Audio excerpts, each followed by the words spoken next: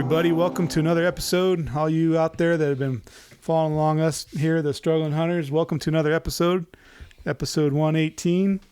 We invite you into the hunting shack to, as Eric likes to say, cuss and discuss.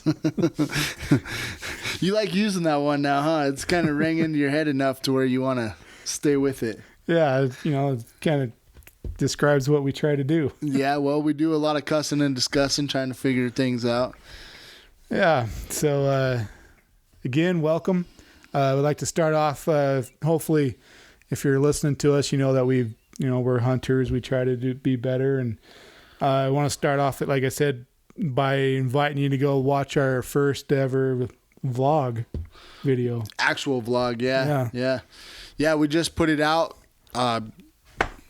couple days ago or yesterday. Yeah, now when this comes out, it'll be a couple days ago. Yeah, when this comes out, it'll be a couple days ago. We just put it out, so go check it out. It was a fun day. We called it the Day in the Woods with the Struggling Hunters, and it was pretty fun. It was pretty cool video to watch, and yeah, we had a lot of fun. Me and Joe just just kind of let it all hang out there, and we just had fun. And we'll have to go say, we found a couple things, and while we're out there, one thing we found Eric decided to use on his person, but I'll save that for you to go watch to see what it is that Eric applied to himself. Nice cliffhanger. That's a really nice cliffhanger. Yeah, go see it because it's epic. But well, yeah, I guess we could kind of get into it and not necessarily talk about the video, but maybe. Well, no, I take that back. I'm sorry, guys. Let me go this route first. First of all, Joe. Oh, yes. So we've been kind of talking about Project Truck. Oh, yeah, Project Truck. You where are you at with that? Man, every week I'm like, in the beginning of a new week, I'm going to get so much done, and it never happens. Something always comes up. There's always a hurdle that, like those gates that like pop out of the ground, like those security gates. Oh yeah. I feel like that's like how the truck has been for me. Like I'll be cruising along, get everything lined up, and feeling pretty confident about what's going on, and then like all of a sudden like this hurdle like jumps out of nowhere, and that's happened to me this last week. I got my new valve seal. Totally excited. Didn't see any obstacles in my way. I was like, all right, I'm gonna go home, put my valve seal in, torque down all my camshaft caps and everything. I'm putting the heads back on tonight. Like it's gonna happen. Well, go torque my caps on those cams, and the book calls out for inch pounds for torque, and my torque wrench that I had is foot pounds. So I'm like, well, maybe I can just try to convert. So I try to do some research, and I was like, I just don't feel right with like trying to convert foot pounds into inch pounds or inch pounds into foot pounds, and trusting that's where it needs to be. Mm-hmm. So I go into the old interweb and start doing a search, like O'Reilly. It's check O'Reilly. Oh, they have one. I'm going to run down and buy one. Run down and buy it. And then get back home, and I should have. It's funny, like how your brain just doesn't clue into what's going on. You just you think you solved the problem, so you move on. Well, I solved the problem of getting a torque wrench in inch pounds, but the torque called for 89 inch pounds. And the torque wrench I bought went from 100 inch pounds to 200 inch pounds. So it didn't go low enough. And so then I had to wait and go. So I went on to the old interweb and try to find who had inch pound and who had the inch pound torque wrench. Harbor Freight, yeah. They have everything. So after work, I went and grabbed the torque wrench, and this was Tuesday night. I think it was Tuesday night. And went home and torqued down my caps. But then, I didn't have enough time to quite do another project, and I was, like, I'll just let this be. But man, like, it seems like every time I'm like, I get everything lined up, I'm not gonna have any more issues. Something manifests itself. Yeah. But always something. But it's getting closer. I'm on the repairs, or not. How should I say it? I'm on the downhill side, or like the uphill side, where it's instead of taking apart, I'm actually putting back together. I think that's called the downhill side most of the time. Oh yeah, that's probably right. Well, yeah, that's a bummer. What book are you using for your specs and everything? The manual for my truck. Oh, it's in the manual. Yeah. Oh, okay. Yeah, like the actual, like the Clifton F250 manual. Like. Oh, I didn't know that the manual actually had all the specs in it. Well, it's not the manual in the truck. It's like the parts manual, like the actual manual, not like owner's manual, but parts manual. Oh, repair like manual. Repair manual. Yeah. What were the old ones called? I used to buy them all the time whenever working on my vehicles and stuff back in the day. Is it the Chappelle or the? I don't know. They always gave you enough information to make you wonder if you were doing it right or not. So. Right. I don't remember what those ones were. I can't remember what the Chapman, that sounds right. It's close, right? Yeah. Anyway, I mean, I guess it really doesn't matter, but I used to get those manuals, so I was kind of wondering if that's what you were using or not.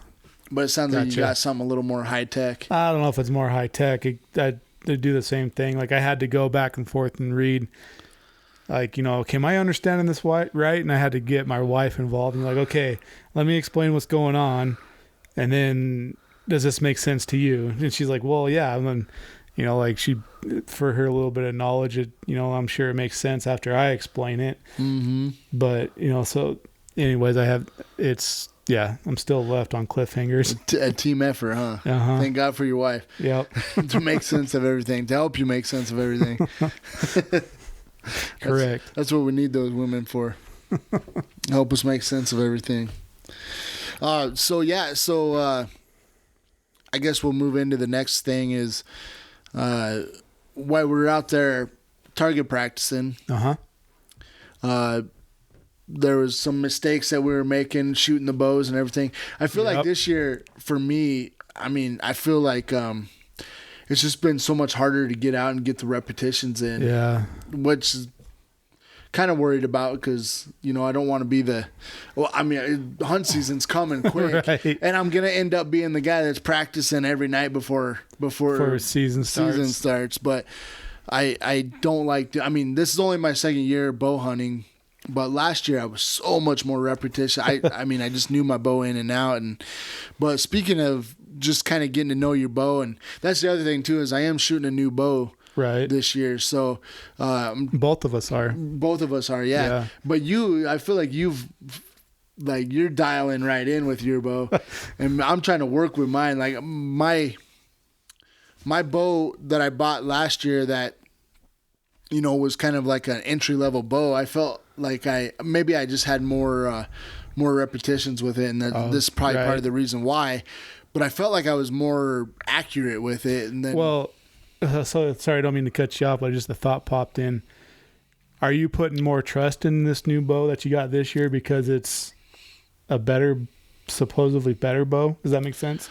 I don't think I feel like I'm not putting as much trust into it yet because gotcha. I haven't.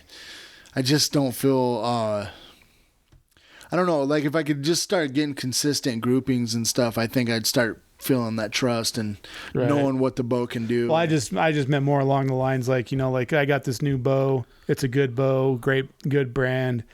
I don't need to work so hard at being good. Like my bow will make me better because it's a better bow. Yeah. I just think I need more repetitions. I don't feel like I'm happy with the bow and yeah, maybe there's a little bit of that. I think the biggest thing for me is I'm having a hard time understanding if I need to make an adjustment or not because and I feel like it's more me because I haven't really put in the repetitions so far. But I feel like one arrow will go exactly where I want it to, and then the next arrow will go off to the right or left. Well, I think a little much. And then I'm like, well, how do I adjust to that? Because this arrow went right where I wanted it to. So I think one part of it too is like we've been kind of discussing the last little bit is, like technique, shooting technique, and you got a new bow, and then you throw in changing your shooting technique. And so like, there's these variables that you're trying to rule out, but you're creating new variables because you're changing things too. And so like, like trying to weed through all that. Yeah, I mean, I think we should speak on that. So when we went out this last weekend, we the one thing that I think both of us kind of were focusing on was kind of adjusting our grip on the bow. And because of that, one thing I'll throw out there is because I'm focusing on how I want to do that, I'm not following through with the rest of my steps of my anchor point and my nose touching the string and like everything that I've been trying to train myself, because I'm focused on what I'm doing with my grip. I'm kind of forgetting the rest, and then I release, and then I'm like, oh yeah, I forgot to set my anchor point in. So been trying to go through all that, and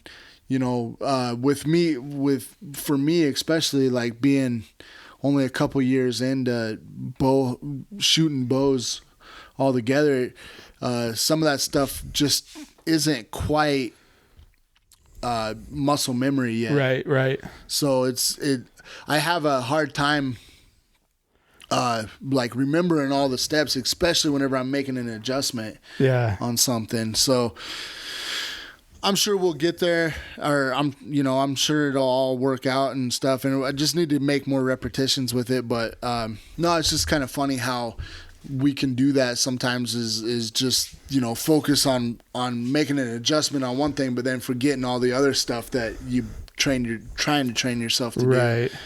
And So. Well, and kind of along those lines too. As I've thought about it, when we went out shooting this last Saturday, one of the things we've discussed, we went over the handful of, interesting to say, I guess, well, not quite a handful of years doing this, but the years trying to become better. And it seems, like everyone always says, you want to pick that spot on the target and aim at that spot. And one of the things, as I think back about this archery practicing that we did, like I don't know that in my head I'm picking a spot, but I don't know that I'm mentally picking a spot, if that makes sense, on the target. Because I think what I'm doing is I'm just trying to get my pin to cover where I want to hit, but I'm not. And it's like kind of a broad geographical area on the target where my eye is trying to get that arrow to go to, and I don't, when I release that arrow, I don't try to go back and the next arrow to hit the same spot. Like I just, I'm like, okay, I'm covered. I think that looks good, and then I release. Mm-hmm. I haven't quite. My mind, like as I was thinking about it, like, no, I need to get to where I'm picking the one spot on that target every time, whether it's like the top dead center of the outside circle of the bullseye, so that way it gives me a little bit better of a reference, or because trying to aim right in the dead center, trying to pick a spot on that, I feel like it's kind of difficult because you're gonna kind of wander. But I don't know, like I was just trying to give my mind a mental image at something that I can refer to on the target that's going to get me back to the same spot every time. With you saying that, there are a couple things that went to my mind is the follow through, and I think I've been kind of missing out on that. Is when you release, you're supposed to still try to stay focused on the point where you're trying to hit. And I feel like most time I'm releasing and then looking, instead of like releasing and holding that position. I mean, things are moving, your bow's moving a little bit, everything's moving, but you're still laser focused on that. Well, like that's kind of like, like when you release, okay, you release, but then it takes 100th of a second or so for that bow to go from your ear through the rest. Mm-hmm. But like, are you, as soon as you let go, are you already starting to drop your pose?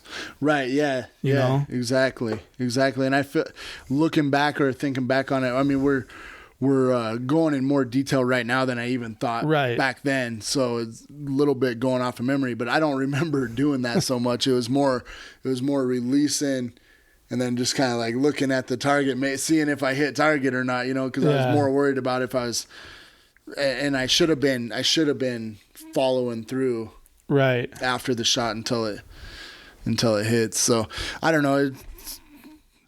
That's the love of this sport that I found later in my hunting career, with archery. It's like that's part of the love of it, is that challenge and just the fact that you got to do so many different things the same every time, but then like it's all repetition and you got to do it the same every time. It's a challenge to do it, especially whenever you're still learning. Right. No, and I remember, like growing up as a kid, I didn't think this deep into it, but like I felt like, you kind of mentioned in the video kind of instinctive shooting. I felt like, that's been a transition for me, is to leave instinctive and, start using a sight, because growing up I didn't use a sight. Like, I always just instinctively shot, and I was, I felt like I was pretty good. I wasn't the greatest, but I could hit things pretty good. One caveat to your instinctive and my instinctive is a little bit different, because one thing that I was trying to get across was just, instead of like sitting there and settling into my shot, just like I pull up and I see my target, and then kind of what you were talking about earlier is your pin covers the spot that you're trying to hit, and then you just pull it right then and there, instead of like settling in, trying to, take a breath or whatever you do. Like it seems like the longer I sit there, then I'm like, oh, I'm moving in circles, and I can't get steady, and so that's why I don't know if I'm coming up with the right word for it whenever I say instinctive, but my thought of instinctive is more like just like the kind of quick pull up, don't waste time, cover the pin with your target, and let go of that release. And I mean, so that's what I meant. And I feel like your instinctive was more like, because you didn't necessarily have the pins and all that, right? Like, so I just wanted to clarify that a little bit. I gotcha. No, I had the pins. I had my first compound bow, but I never set them up. Oh, really? Yeah, I just... Really? Did you do pretty good? Yeah. Really? Huh. See, that's a challenge too, I feel like, because you trained yourself. You probably... Where did you release that? Did you release like the arrow? Well, I didn't have a release. I just... So like, I would pull back and get... How would I even... I can't remember. Was it a little bit higher? Did you have to go a little bit? I don't know that I did go higher. I think it was just kind of like maybe I was a little bit lower. I can't remember now. It's been too long. So it's just like all about feel. Yeah. Interesting. Yeah. But I believe it though. I mean, I feel like you can have that instinctive feeling. Yeah. Well, like, growing up, I would, go hang out with Louie every once in a while, and we would toss like these 1x12s, like pieces of wood. Kind of one of it would stand to the right of the guy, then like throw them across, and we'd try to hit these boards as they're flying through the air. And it wasn't like too far out in front of us, but we'd do that, and I'd hit them, and he'd hit them and stuff. Really? Yeah. And that was with compound? Yeah. Really? Yeah. Did you ever worry where your arrow was gonna go if you missed? Yeah. I guess whenever you're young, though, you just don't really have that much forethought, huh? Well, I'm like, sounds like fun, but I don't want to go find my arrow. I don't want to look for my arrow for the next 2 days. Yeah, I can't remember. I know that we didn't. I mean, we had a safe background, meaning we didn't have anybody behind us or anything, but we didn't have a stop or nothing. I can't remember. Yeah, but I know we hit it, and I'm sure we missed it a couple times. But yeah. don't remember anything past that. That's funny. That's funny. I wish I would have been shooting arrows way back then, or shooting bows way back then. I was always intrigued. I think every kid, right? Every little kid, like Robin Hood. Robin Hood. I mean, I remember using baling wire and a stick, Right. tying it, and shooting other sticks out of the stick. I mean, I remember making those, at camp or wherever, Right. So I was always intrigued by bows, but just never really got into it. I guess most of my mentors and everybody was more rifle hunters. Yeah. Well, like growing up, my dad got into archery, and he never hunted. I don't know if it was just like a family activity thing that he could do with his boys and his kids more or less, because he used to take my older siblings out shooting arrows and bows, and then when we got older, he started taking me and my little brother and my sister every once in a while. But me and my dad and my brother would go shooting fairly often. It's kind of funny you bring that up. I had a buddy. I remember having a conversation with him. I saw he had some arrow targets, Mm-hmm. and we used to ride dirt bikes all together all the time, and I was pretty close with him or whatever, and I'm like, you shoot bows? And he's like, yeah, I shoot bows. I'm like, no way, dude. I was like, you're a hunter? No, I don't hunt. You shoot a bow and don't hunt? It was so foreign to me. I was like, if you shoot a bow, you hunt, right? Like, Right. Yeah, it was kind of, anyway, you telling that story just kind of made me think of that. Just kind of funny. Yeah. But I don't know if, so like kind of bring us back to this weekend. We're going out shooting. We got to see some animals. Yeah. Man, I'll let you kind of take off on it, but it was so cool. So this stuff didn't make it into the video, but it was probably the highlight of the day, right? For sure, yeah. It was later in the evening, dusk. Yeah. And we were getting ready we were heading back to the house out of the woods. And Mr. Eagle Eye over here, I said that I'd let you talk about it and then I took over. But Mr. Eagle Eye over here, I'm going down the road. And he keeps picking up speed. I'm picking up speed. Well, it was getting late, and we're trying to get home. Like, really, our goal was to go out, shoot the bows, and place a trail camera and go home. Yep. Like, it was miles wise, we weren't that far from home, but it took time to get to where we were at. So we were just trying to, A to B. Like, we weren't planning anything outside of that. We were happy with what that was, and we weren't. Yeah. Yeah, and I wasn't even like, a little bit. I was like, oh, if we see something along the road or something, it'd be cool or whatever. But I'm thinking like driving home or whatever. So I mean, like Joe said, he said I was going like 50 miles an hour. I think it was more like 25, 30. But either way, Eagle Eye over here, he's like, oh, hold up, hit the brakes. So we're, hit the brakes, and he's like, look over there. And the first set of animals that we saw were some bucks. I think the first one was that little fork point, right? Or was it well, we saw the doe on the hillside, right? I can't remember now. I can't remember what I feel like we saw the bucks first. Yeah. But I feel like you saw the small one first. Right. Yeah. You spotted the small one. Yeah, the small one was out first. And then all of a sudden, like this 3-point comes out, and we're like, "Whoa, that sucker's big." And then this 4-point comes out, and then it was kind of funny because there's enough difference between the 4-point and the 3-point. The 3-point is obviously a 3-point, right? But it was wider, yeah, and thicker, and I mean, I think it was So the 4-point barely reached probably the width of the ears. But he was about that tall, like his height of his antlers.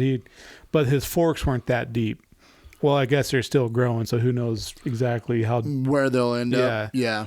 But then, like if you look side view of the 3-point, you're like, oh man, he doesn't look all that great because he wasn't very tall. Right. But then once he turned and like looked at you, the sucker was wider than his ears. Yeah, like by a few inches. But you know, like I mean, he was wide. He looked nice from the front. Oh, we need to get that on Instagram. Yeah, we're bad with social media. Well, actually, it's up.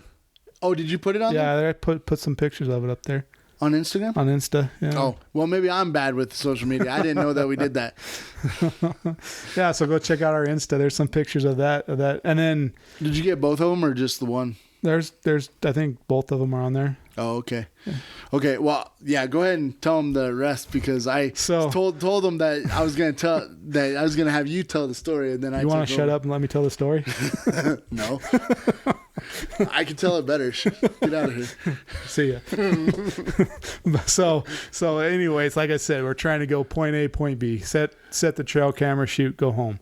And so we see these bucks and we're just like kind of like cheesing, you know, like, oh, this is so cool. Uh-huh. And we're road hunting more or less, you know, like not hunting, but like we're just driving down the road and here are these bucks. We're talking always, oh, we got to leave the road. Well, there's road hunting success. And so we're like, oh, we got to take off. You know, there's still some light. We hung out there for 20, 30 minutes. Yeah, we hung out there a while. And so we take off and we're like, oh, it's still light enough.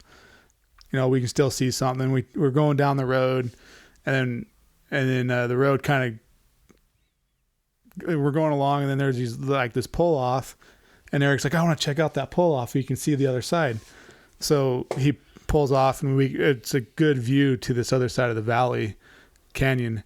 And we sit there and I pull up my binoculars and I look like to the other side instead of right in front of us. I just immediately look as far out as I could see. And I was like, dude, there's an elk. And Eric's like, what? I was like, yeah. So so then we're playing the like, well, you see this tree, that green tree with the branch that forks like this. It's at 8:00 there. It's just right there, Eric. Yeah, can't you see it? Can't you see it? And so I get him honed in on it, and the way the sun was hitting it, we're like, maybe it's a deer, but then it'd lift its head and it'd be a big old brown neck. I'm like, nope, that's a cow elk. So you know, we're like Onyx drop pin on the deer. Onyx drop pin on where this elk is at. And then we're like, all right, this is cool. You know, it kind of fed away and we get back going down the road and kind of, you know, like, this is an awesome night. And cruising along again, Eric picks up speed. He's, you know, about ready to take off and fly home. And so we're cruising along and we kind of go through this opening and you can see the other side and way off in the distance, I can see these brown spots. And I was like, it's probably nothing. We kind of passed the look and I was like, hold on, Eric, back up. Like, we gotta check this out. And so we backs up and we tell him where to look. And sure enough, there's 4 elk. Yeah, just hanging out. Yeah. Just hanging out.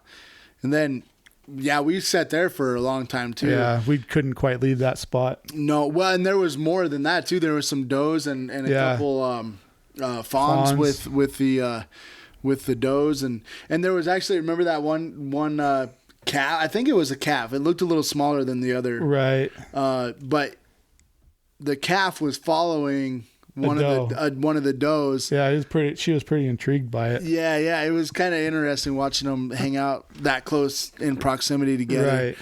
And then way up above, we were like kept looking, and I'm like, we both thought it was one of the cows walked up into the brush, and then we seen the cow, or we seen this another elk. And it looked like, and we were like, man, that looks like a bull in action. Physically looks a little different. We never couldn't see the head. Right. We never did see like the head, or I guess you just said that. but it just acted like a bull elk. And then after that, we finally decided to take off after a while. It was getting really or a lot darker, right? Right. And we decided to take off. Eric's picking up speed again. I'm picking up speed again. And then I found I didn't find a spot. I wasn't even looking for it, but was not looking. 100%. 100% wasn't looking for it. I come around this corner and all of a sudden my wife is calling me. And so I stop, pull over, and and answer the phone. I'm talking to her. You know, she's wondering where we're at because it's been like 2 more hours. Right. We're like, we're on our way home 2 hours ago, and we're about 2 miles further down the road. Right. And the area that we're at has service very sporadically. And more off than on. Right. And anyway, so literally talking on the phone, and Eagle Eye over here goes, "There's an elk right there." And this thing, he wasn't the hugest, I don't know if hugest is the word, but he wasn't the biggest elk in the world. Right. But he had a full rack, and he was running around, and I mean, oh man, it was so great. And I'm like, and my wife could hear all the excitement. I'm like, there's an elk. She's like, all right, well, see you later. Bye. You know, see you whenever you get home. And yeah, I was like, we're like, bye. You know, like, there's an elk. It's a bowl. Yeah. Oh, we were so excited about it. You know, that genuine excitement. And so, yeah, we watched that for a while. And then there was a doe and a small buck that came. A little forgy. Yep. And they were like walking toward the truck. Right. And this is all out of the truck. So the moral of the story really is that don't leave the truck. We're not leaving the truck this year. No. No, it was crazy though, just how much wildlife we've seen.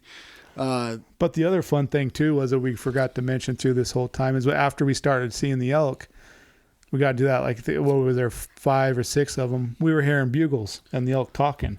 Oh yeah, yeah. I mean, they weren't like full on bugles, but like they were definitely like, it was vocalizing. They're vocalizing. It sounded like a pretty rough bugle in a way. Yeah. Like, wasn't that crisp, high pitched bugle, but it was kind of like a bull going through puberty or something. Maybe I don't know what it was, but it was just kind of cool though to be this time of year. And I mean, like we heard back, like I said, that first stop where you got it watching the cow elk and that one cow elk chasing the doe, and there was some vocalization going on there. And then when we saw the elk, that thing was kind of bugling a little bit, and we tried doing our own bugling through our mouth, but I can't hit those notes. And that's when we actually discovered that doe. We were trying to do some elk calling, and that doe starts walking towards the truck. Yeah, so, like, there's a doe right there. Yeah, what the heck are you doing? Oh, you know what? Forgot about that too. We saw that other doe and I think a small buck. Yeah, when we were watching the 4 cows. Did. Yeah, because we heard that blow. Yeah, and twig crush, and both of us are like, "What's going on?" Yeah, dude. I couldn't figure it out. I'm like, "What is?" It sounds like it's coming right toward us, and then there, sure enough, there was a doe that jumped the road, and then a small little buck that jumped the road right behind her. It was probably her last year's kid. Yep. So yeah, it was, man, just so much wildlife. Joe kept saying, he's like, man, if we could just see a bear, if we could just see a bear, it would top off the night, which we never did, which kind of sucks. But we did come across some bear scat though. We did. Big pile too. Yeah. Big pile. 2 of them, 2 piles. Yep. Yeah, that was. And what's kind of interesting too is we came across a couple logs that had been turned over. Yeah, like they pushed them over, and what they did is probably like roll them over to try to eat bugs or something. I'd agree with that. 'Cause from what I understand, black bears kind of do a lot of grub hunting. Yep, kind of walk. Yeah, they're the ones that started Grubhub actually. If they only knew what they could be rich. Yeah, they got ripped off. They did. That's what you get when you don't sign. Whenever you don't sign the paperwork. That was a stretch. Yeah. Well, we've been stretching a lot of things, I think, lately. Trying to stretch a lot of jokes. But no, I mean, yeah, it was a great night. It was fun. It was something that we needed, man. We needed to get out, and we've been so caught up in our everyday life, work, and your truck being broke down. You've been busy and just regular everything else, and so me and Joe, we kind of needed that outdoor adventure just to get outdoors and see some stuff that we like seeing. Yes. And so it was good. It was really good. Had a lot of fun. It was nice seeing things. It was kind of weren't trying overly hard, and we got to see quite a bit. Maybe that's the trick, man. Stop trying so dang hard. Yeah, well, we probably done enough tonight, huh? Yeah, I think we've hopefully haven't bored them. Hopefully they got them to laugh a couple times. I hope so. You got any closing thoughts? Nope. Just keep getting ready for the season. It's finally almost a home stretch. Like, keep prepping. Nope. Final thoughts. What'd you say? Keep prepping. Keep prepping. Nope. No final thoughts. Just keep prepping. You heard it here, guys. Yeah. No. I was gonna say, I was like, I might as well stop asking you because you always tell me nope, but then you always follow up with something. So. Just what are your final thoughts? Don't say nope.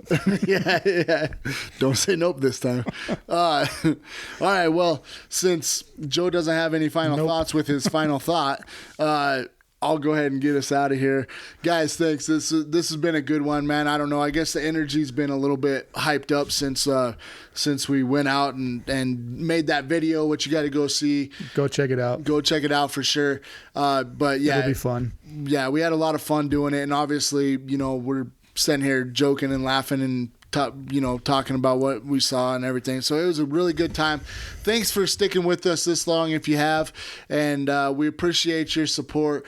Don't forget to give us a like or a comment on the podcast. Tell us how we can get better at things. Maybe ask us some stuff that you want to hear to talk about, and we'll do our best to try to talk about those subjects. But yeah, engage with us and share the podcast. That'd be awesome too.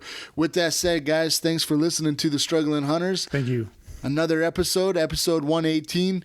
Thank you, guys. We're out of here. Bye.